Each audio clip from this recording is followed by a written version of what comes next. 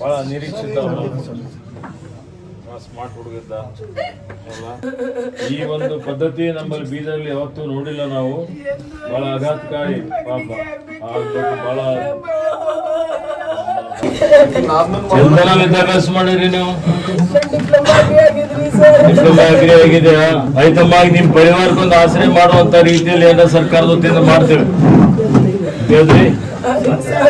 ಈಗಲೇ ಮಾತಾಡಿದ್ದೇನೆ ನಾನು.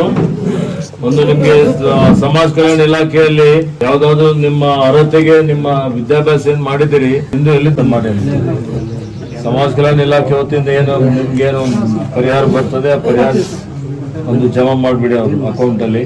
ಯಾರು ತಂದೆ ತಾಯಿ ಇದಾರಲ್ಲ, ತಾಯಿ ಖಾತೆಯಲ್ಲಿ ಜಮಾ ಮಾಡಿ. ಪೆನ್ಷನ್ ಎಷ್ಟಿದೆ? ಪೆನ್ಷನ್ ಕೊಡುವಂತ ವ್ಯವಸ್ಥೆನೂ ಮಾಡಿ. ಮತ್ತೆ ಮುಂದೆ ಇದೆಲ್ಲ ಬಿಟ್ಟು ನಾನು ಸಿಎಂಗೆ ಮಾತಾಡಿದ್ದೀನಿ.